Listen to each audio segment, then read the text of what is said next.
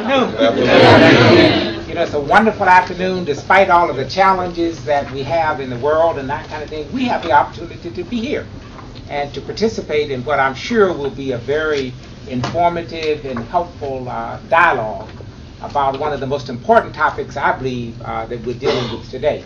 I'm Charlie Nelms, and I have the pleasure of serving as Chancellor at North Carolina Central University. We're celebrating our centennial this year. We kicked it off on June 30th with Charter Day, and we will culminate it next spring with a number of events, and between now and then there will be many opportunities for you to come back and visit and learn and experience something about North Carolina Central University. And I like to say that we're in the business of creating opportunity. The one thing that I know of all of the things that I think I know, this is one I know that I know, is that education is the best vehicle that we have for overcoming so many of the historic and contemporary challenges and issues around diversity and equity. I always connect those two, diversity and equity, because we have a very diverse society, a very diverse community, a very diverse state, but we have a lot of work to do before we can say we've achieved that status of being an equitable society. And that's what we're about in terms of providing opportunities for young people. Had you been here, Secretary Condi, 4 weeks ago, you would have encountered 50 elementary children from C.C. Spalding Elementary School here participating in the biotechnology summer camp. Because when we dedicated this building a year ago, I said that we would be making a serious mistake if we're within 100 yards of an elementary school, and if we don't find some way to connect the young people from that school to this facility, and then to promote their participation in the sciences, such that they will become the new inventors of drugs and all kinds of discoveries that will help us deal with the challenges that we're confronted with as a world and as a nation and as a state. And so we're pleased to have you all here. This is a wonderful opportunity for us to showcase in some small way the kinds of things that we're doing at North Carolina Central University. We have 8,397 students. We look forward to welcoming a record number of freshman students this fall, one of whom will be the son of Reverend Dr. Barber. He didn't renege on me, did he? Nope. And so we look forward to welcoming all of our students to North Carolina Central University this fall. If there's anything we can do to facilitate your time in terms of making it more comfortable, more meaningful, and so on and so forth, make sure you let us know. I'm joined by Starla Huggins, our Director of Government and Community Relations. Raise your hand and shake your hand there, Starla. And then other members of our staff also in attendance, Dr. Hazel Reed, Vice Chancellor for Graduate Education and Research, along with some other members of the staff. So again, welcome to North Carolina Central University, and make sure you come back, not just today, but come back throughout the year and experience some of the wonderful things that are going on at this university, and understand that we're indeed a part of the community. We're not just located in the community, we're part of the community, and that is consistent with the history of this institution. Thank you. Thank you, Chancellor, for that warm welcome. We certainly appreciate the opportunity to be here and to use this wonderful facility. I will say, as a graduate of the university up the street here, we're also looking forward to some athletic competition, I think, this year, which will be a great welcome addition to the Durham community. And so may the best team win. I'll just say that. Thank you all. It's an important day here, and I hope we can all participate in the sense of this is really meant to be a workshop and a dialogue, and we want to ask questions and answer questions as much as possible.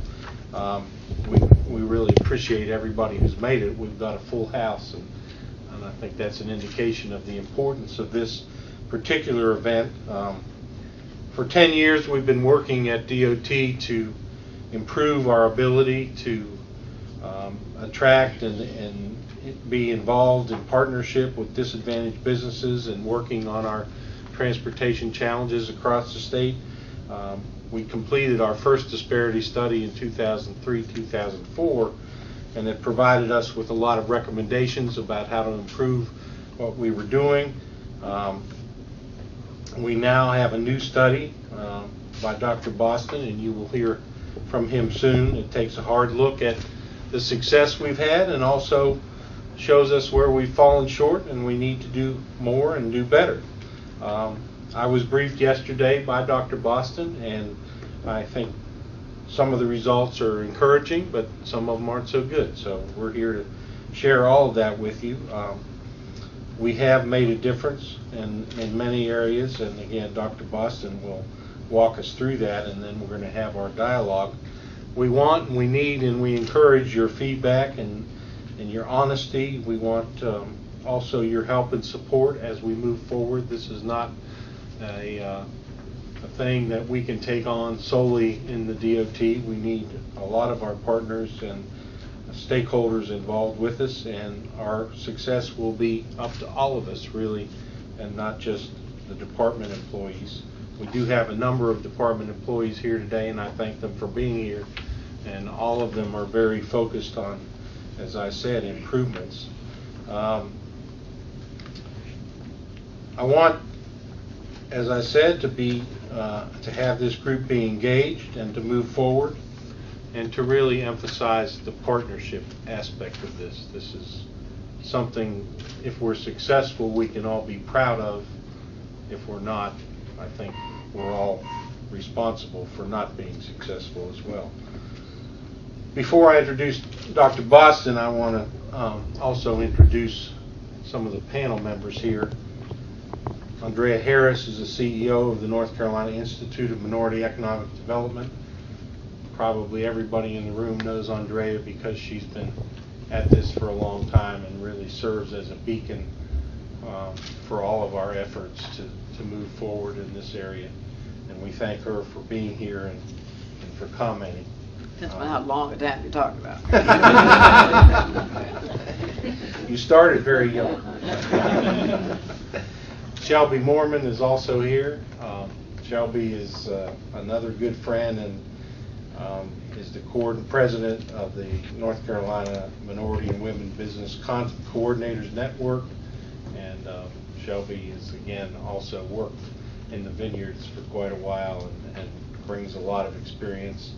Naveen Katan is here with us. She's the president of Atlantic Contracting Company, and I actually had the opportunity to meet her a couple of years ago as she went through the UNC Executive Management Program, and so she brings her experience. And then, of course, Reverend William Barber is here, president of North Carolina NAACP, and again, a partner and a colleague of ours working through a lot of these issues, and we appreciate you being here today. And I think Curtis Wynn, who's president of the United Minority Contractors, is supposed to be here. Hopefully he's on his way. So now I'd like to take this opportunity to introduce somebody who has done a great job for us on this study and who brings a wealth of experience and talent to this effort. He's the CEO and Director of Research and Innovation at UQuant. He's a professor of economics at Georgia Tech, where he served on the faculty since 1985. Between 1994 and 2006, he was president of Boston Research Group Incorporated. Began the new firm in 2007. Has a PhD in economics from Cornell University. Has served as the president of the National Economic Association, editor of the Review of Black Political Economy, and senior economist to the Joint Economic Committee of the Congress. He's currently working with the Congressional Black Caucus Foundation and the House and Senate Small Business Committees to develop legislation aimed at increasing the capacity of small and disadvantaged businesses engaged in federal contracting. He's also assisting, as an international aspect of this, he's also assisting the Nigerian National Assembly in establishing a national budgeting and research office. He's worked with UNESCO in Brazil to develop policies aimed at enhancing racial equality in education and business in Brazil. And as you know,